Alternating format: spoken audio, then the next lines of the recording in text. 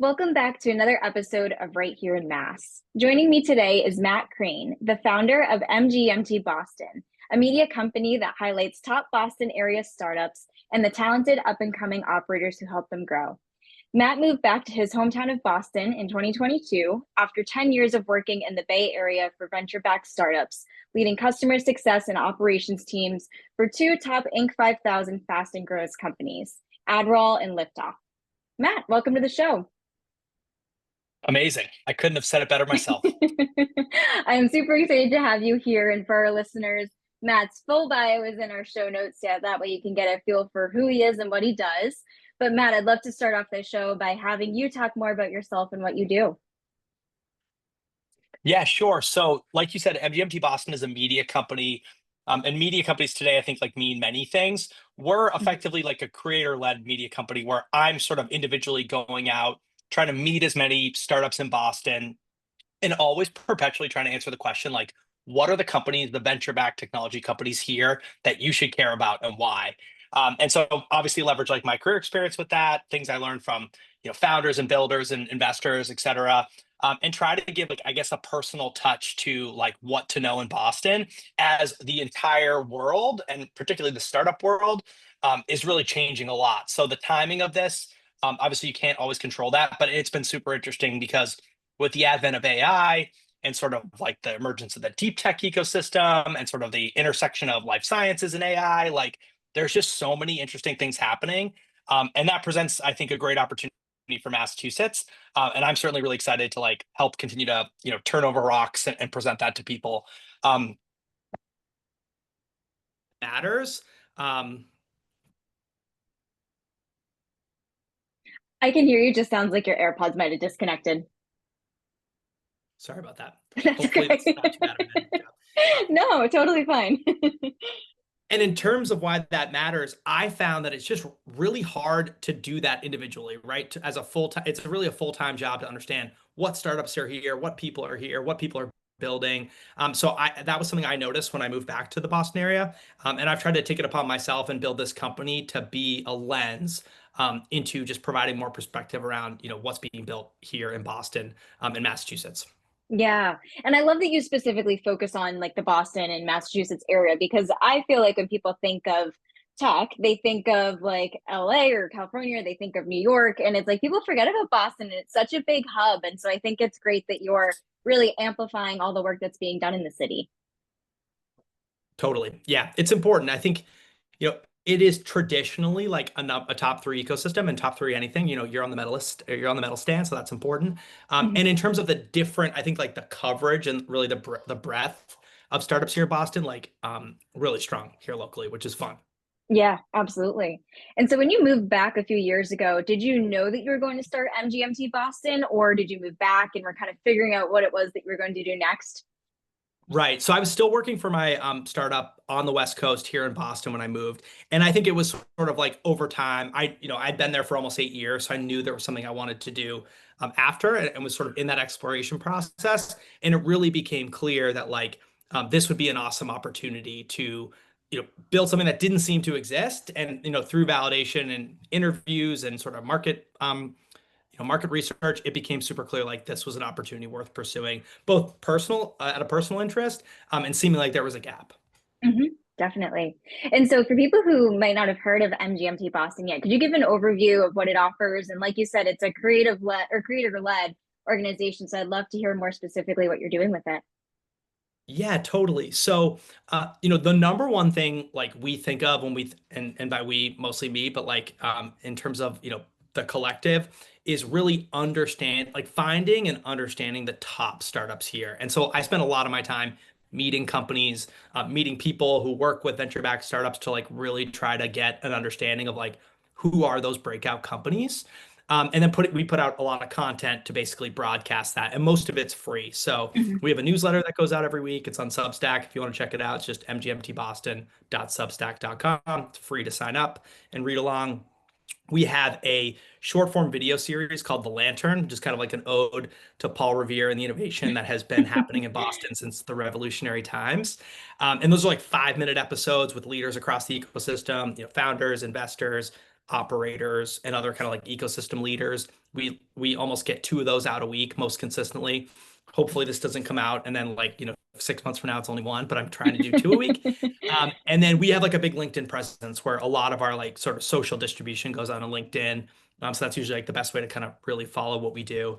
And then like, why do we do that? Well, we do it for operators. We do it for people building, within venture-backed startups who are directors of product, head of business development, VP of sales, um, engineering leaders, et cetera, so that they, because they're very busy, as Mhm. are we all, but like they're very busy. So we want to be kind of like an aid in helping them understand like who and what's being built around them. And so we do that obviously through the media. And then we also have this group called the MGMT Boston Operators Club, which is a membership group, which has like monthly events. We allow all of those members to leverage the media and distribution so that they can kind of broadcast all the things they're working on. We partner with a bunch of venture firms locally to kind of like get those operators in front of those folks because maybe they want to start a company someday. Maybe they just want to Mm. help with due diligence and help those firms understand like what it's like to work in a growth state or invest in a growth stage e-commerce brand, et cetera, et cetera. So we really help like that core operators group, which is about 120, 130 people today, growing to be a larger group. And use the media as kind of like the best sourcing mechanism to match those operators. And a few things in between, but those are the core assets. Very cool. I'm curious to hear how you typically spend your day. It's like, and maybe it varies depending on what you're working on or what the day's like, but it sounds like you have a lot of exciting things in your Yeah, that's a tough question, right? It's like when you're interviewing for a job, like, tell me about a typical day. And then the answer is, we'll have no days alike. hands. So number one is like, we do a lot of meetings. So like I am, meeting with companies, investors, and operators. Like those are the core groups. I'd like to say like the three legs of the stool in startups are, investors, founders, and operators. And so I spend a lot of my time, understanding like those core groups. I'm so sorry. Do you want me to pause for a second? Can you hear the crying behind me? No, you're good. Okay. Um, so we spend a lot of our time like in meetings with founders, investors, and operators and trying to, understand like what they're seeing in the ecosystem so that we can see the same stuff. Now, I also spend a lot of my time like blocking time off to produce content, whether that's video, that's usually like lesser, and going to meet people for sort of like quote unquote video interviews. Mhm. I also try to block out some time to like do some writing. So that's usually in the evenings, but sometimes during the day. And then like going to events and I would say like, things that help me get a better understanding of the ecosystem. That's probably 20 to 30% of the time. So it's Mhm. definitely like a portfolio of things. It's less like one thing. Um, and it's really just trying to balance like those different constituents and making sure I'm spending enough time in front of each to continue to have that understanding to then put out good content to reflect sort of the current status of events. Yeah. And I'm curious to hear, you mentioned like you spend a lot of time researching like who are the up and coming founders and startups and VCs and all of that stuff. Like, how do you find people? Is it like mainly social media? Or I'm curious to hear maybe your processes and things that you focus on. Yeah, totally. It's definitely a mixture. So like I would say one is like having, a system of alerts and types of things to like to just see what companies are kind of like coming out and announcing because venture-backed companies really come from like so many different sources. They Hmm. come from academic ecosystems, they come from like professional networks, they come from second-time founders, first-time founders, et cetera. So that's one is like kind of keeping a running list of like, and we have a news feed now where we try to really capture that in an ongoing way. Mm. But the short answer is like referrals, and that's just through putting the time in and building the relationships to understand, what startups are being built locally, like when they're kind of ready to share what they're building. And a lot of that is done directly through like founder networks, let's call it informally, and also investor networks. And so like, I would say I've been really lucky to build, I don't know how many VCs there are in Boston, but like, a couple dozen like core relationships where keeping an open line with them quarterly, if not monthly, to understand like how we can help promote and highlight their portfolio companies. And so that sort of merry-go-round works pretty well to provide like a pretty full calendar of startups to cover. I can imagine that. And I imagine too that PR firms probably are a good avenue for you as well that are kind of representing these different startups and being able to showcase that too. Totally. I do hear from some PR firms. I would love to hear from more. Like, send me your best startups in Boston. I'm always happy to jump on that stuff. But yes, like, I mean, I'm all over my email. So like, if someone sends me an email, I will read it. Obviously, if it's there's plenty of startup relationships that are like just quite a little bit outside that, in terms of bootstrap stuff, which is like awesome. That's what I do. But like this current focus is the venture-backed ecosystem. Yeah. But yes, always looking for more to be sent my way. So please do if you're hearing this or reading this or seeing this. Yeah, of course. And what would you say is your favorite part about what you do? I know you offer so many different things, which is very cool, but if you had to pick like one thing that you feel the most passionate about, what would that be? Ooh. Okay, I think now, like in the year 2025, it's very simple. It's meeting people in person and like getting to have a good conversation. Like that's the most fun. You almost forget how fun and like simple that is. But yeah, getting the opportunity to like sit down with like very accomplished, very smart, curious, interesting people, and like sit across from them and have an awesome conversation that like, in ways of or things that you haven't thought about before, that's like definitely number one by far. And I always remind myself that is why I do whatever administrative work I have to do, to get those opportunities to kind of have those conversations and sit in front of those people. Yeah, I mean, I feel like that gives you the opportunity to meet such cool people who are like from all these different backgrounds and focused on solving really unique problems with a very unique solution. And so just being able to hear other founders' passions and see it face to face, I can imagine likely drives a lot of why you do what you do. Absolutely. Yeah, I think yes. Yes. And so, since we're about halfway through 2025 while we're recording this, is there anything exciting that you're working on building for MGMT Boston that you can talk about, or plans that you have of growing it even further in the coming year? Yeah, so we're actually doing something right now, depending upon when this podcast comes out, but it's going to be the balance of the summer. So we're recording this in early June, and then all the way through August. It's called the Co-working Chronicles, and so I partnered with Row, which is it's a sort of a business banking and spend management platform out of New York, and they're expanding their team here in Boston. And basically, we're going to go around to all the different neighborhoods each week and interview startup builders just to ask them what they're building. So almost like a sort of person on the street interview style. But we just want to learn as much as we can from people like walking around what they're building, and try to cast like a wide net and sort of like a feet on the street type way of covering startups. So that'll be fun. We just started that, so like we had our first one last week, and there were some learnings around like maybe it would help to have like a poster board or a sign that like sort of helps make so like each week I think we're going to get a little bit better. I have a better camera for part of the summer, so stuff like that I think is just like continue to be more accessible and be more in person because we are a local media brand. That's really important.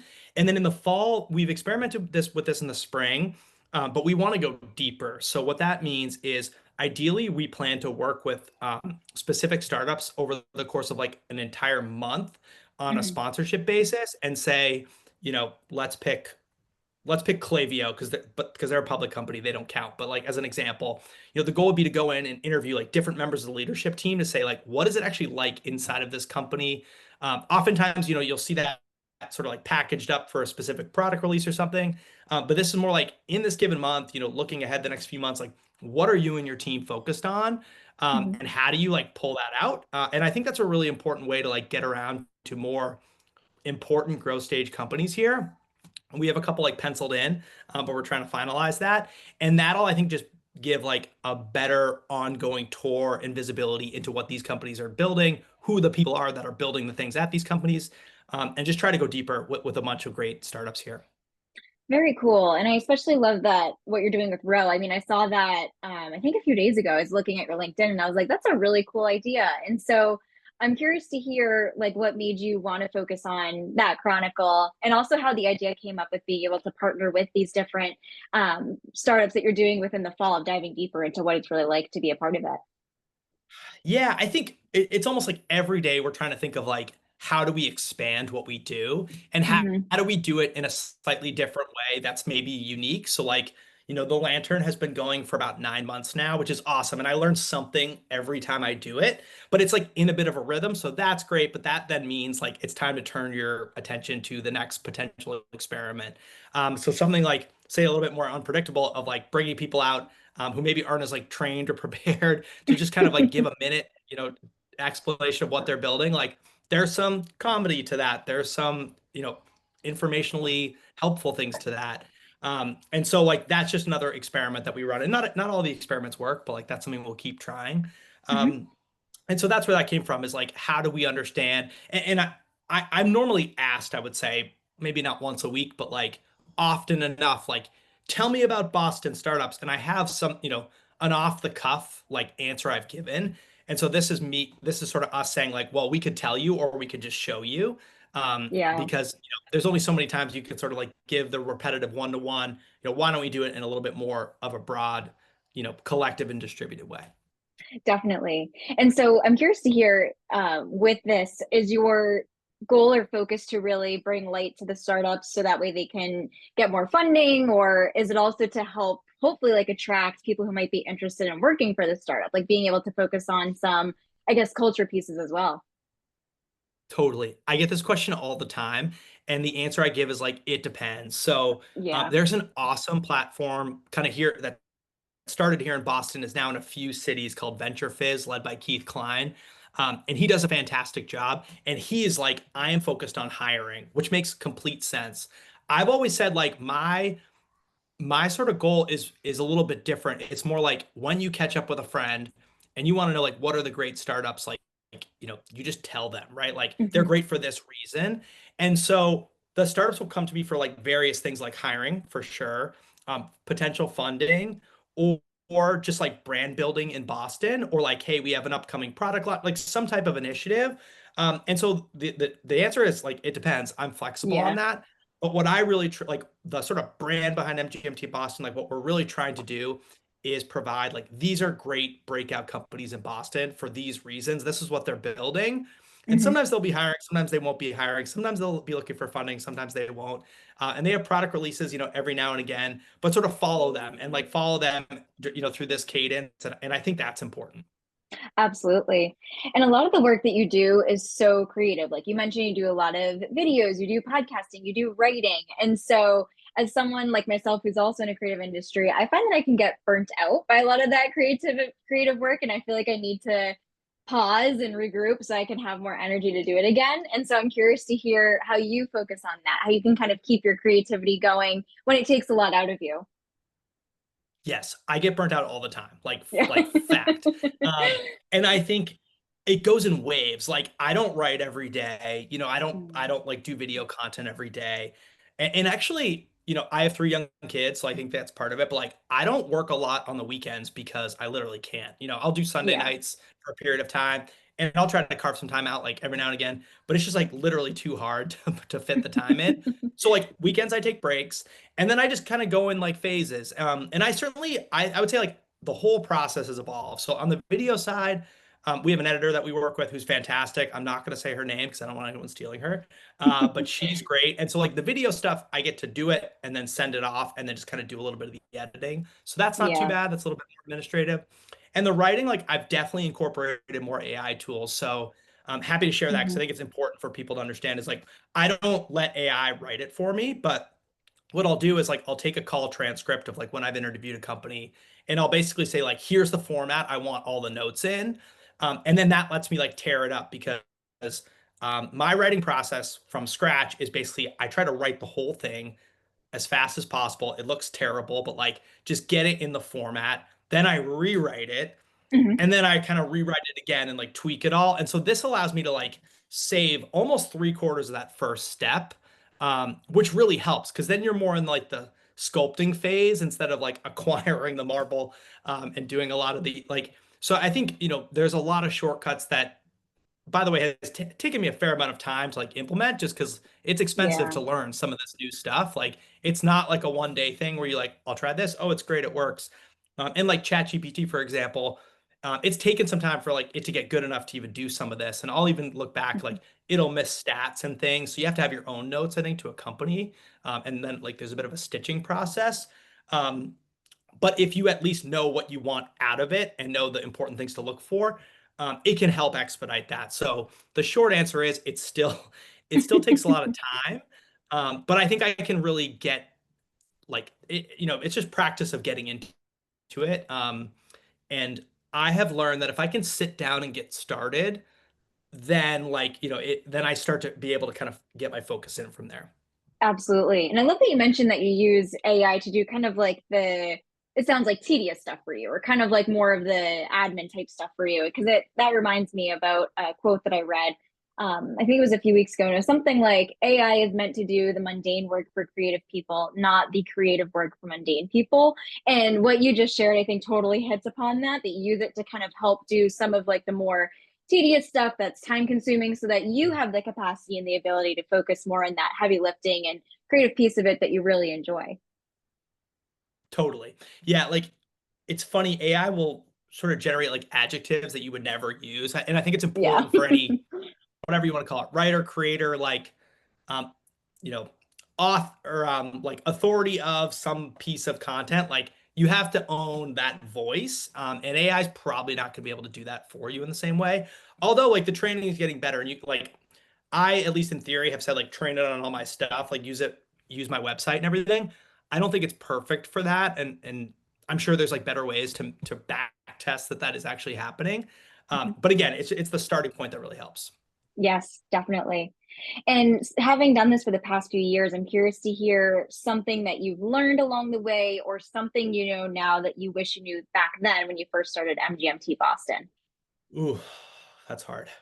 Okay, I'll give you this. So the first, I think, whenever you start anything, you start with a certain set of assumptions and just assume like, they'll be right or wrong, but like generally you'll make your way. And I think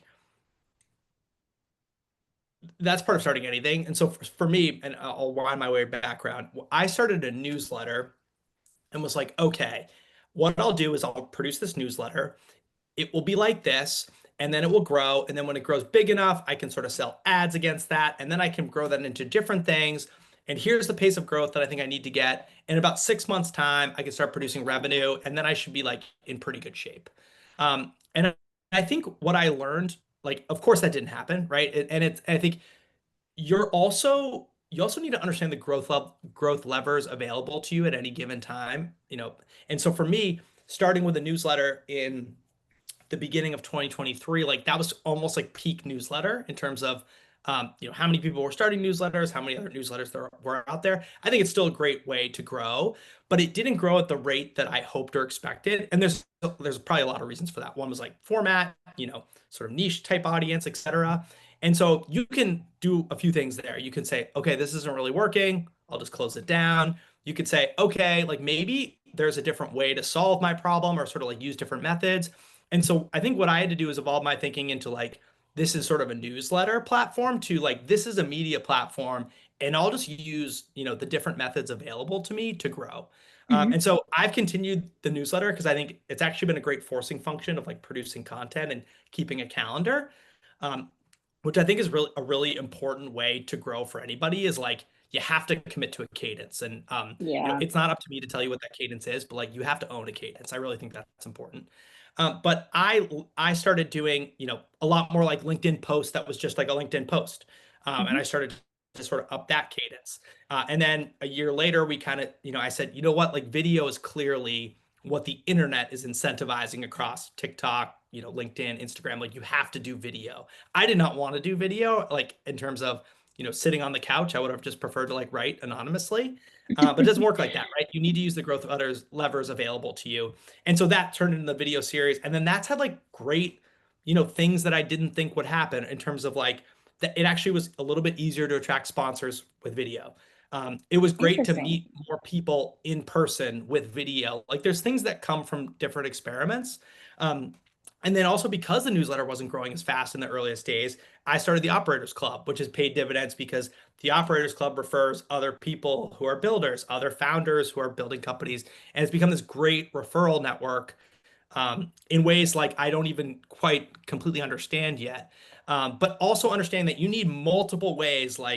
And I think a TikTok clip that I would have seen is like, there's levels to this stuff. And when you start, you're like, I just need to do a few things well, and I do this, and I keep at it, and it'll grow, and it'll be great. And like maybe that's true. But I found that like no, you actually have to try a bunch of things and not bury yourself like, at 1 foot deep in a bunch of things, but you need to really understand that there's levels to growing, Mhm. and be ready to do a lot and a lot more, and then double down on what's working. And I've certainly done that and, pulled back on some things that haven't. Um, but that's a sort of a long, complicated answer to say, like, it will never go as you think it's going to go. And I think you have to come back to like, what's your North Star in terms of like, what is the problem you're trying to solve? Or Mhm. what are you actually trying to build? Like, what are you trying to build for? And then there's always like multiple ways to accomplish that when you can step back that way. It's not always going to be your initial, you know, widget.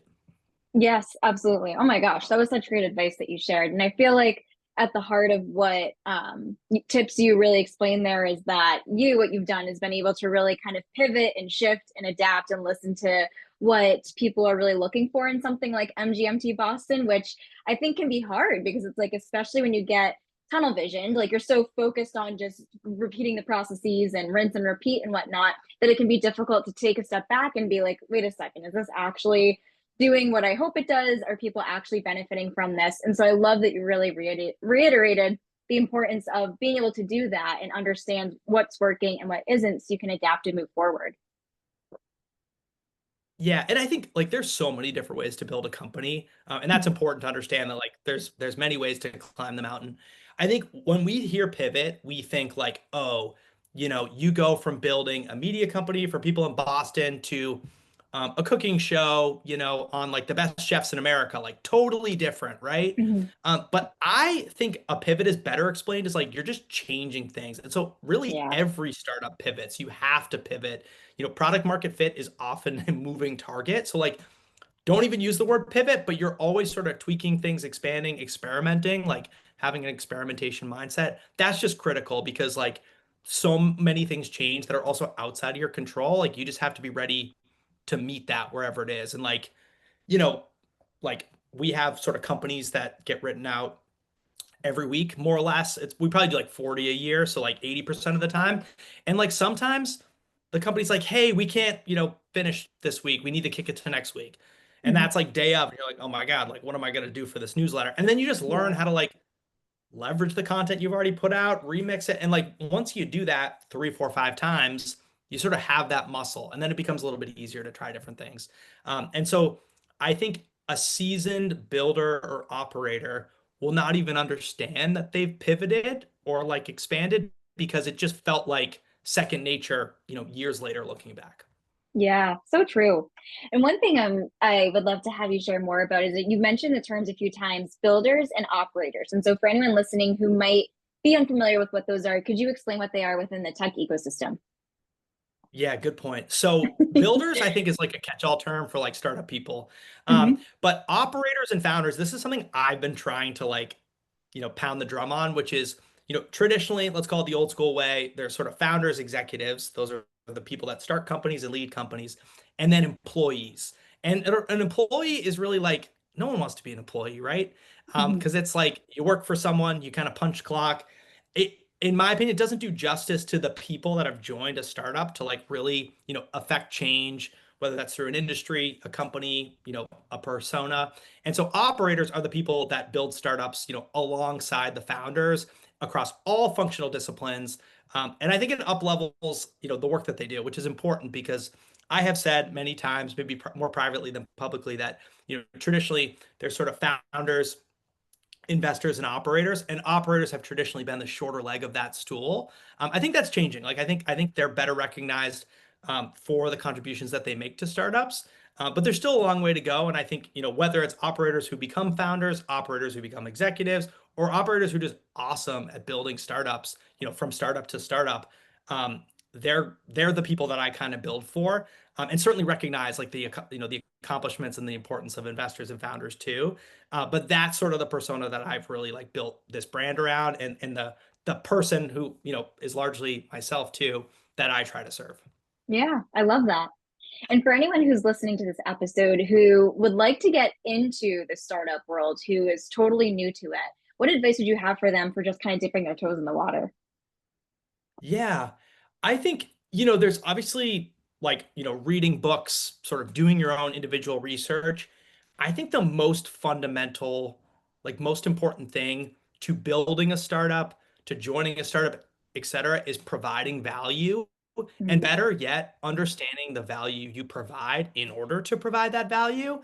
And so, it's very easy to say, like, hey, I would love to get a job at Toast Mhm. or, the hot AI startup that raised $25 million dollars, and I read about it in the Boston Globe or TechCrunch or whatever, and lob like lob an application in via your LinkedIn resume where you just kind of click two buttons. Like, that's cool. Like, and I think there's nothing bad about that. But what is like the actual value that you're providing to that company? I think a Mhm. lot less people really think deeply about that. And so, like, how much more powerful would it be to say, you know, I've built this sort of like marketing and communications platform. I've worked with these startups. Like, here's some of the work that I've done. And I noticed on your website, like, you're explaining this when it seems like you serve actually this type of customer. Like, have you ever thought about this? Like, oh my gosh, wouldn't you be so thrilled to receive that message that like actually helps me in my company? And maybe there's a spot for you on the team. Then like, hey, I'm interested in this role, and I'm very personable and have great communication skills and know how to use ChatGPT and Microsoft Office. And it's like, well, okay, cool, but like a lot of people do that. And so, you know, like in order to solve a problem, like how willing are you to kind of show people that you're a good fit through the value that you provide instead of asking for something that you haven't maybe demonstrated that you have the aptitude to do. Yeah, I love it. As we get closer towards the end of this episode, one of my favorite questions to ask our guests is what their favorite local businesses are to support. So I'm curious to hear what yours might be. Oh, this is hard. Okay, in downtown Boston for a sandwich, I meet my friend here for this a lot. Sam LaGrassa's really good sandwiches. Um, in I live out in Metro West, and there's a sandwich place there called Linden Deli, which is really good to check out if you find yourself in the Metro West neighborhoods. Um, what else? I think like Tate's around the city. How can you not love Oh, for Tate? Like sure. Tate's great. I don't know if I've been to every Tate, but I've been to a few. Um, and what else? What else? What else? I'm gonna roll with those to start. Those are good ones. Perfect. I always love when people pick food choices because that is right up my alley too. You gotta have, yeah, you gotta eat. Exactly. Matt, this has been such a great episode, and I've really appreciated having you come on the show and share everything that you're doing at MGMT Boston. And now I'd love to have you share with our listeners where they can find you online in case they'd like to reach out. Yeah, definitely. So our website is mgmtboston.com. Super simple. You can find most of our stuff linked out from there.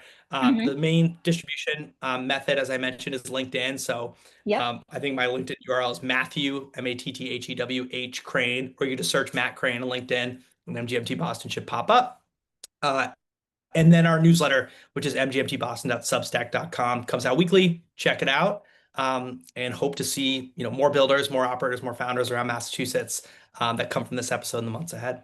Yeah, absolutely. And I will link to all those places in the show notes that our listeners can easily click through and connect from there. Thank you so much again for coming on today's show. Thank you so much for having me, Ashley.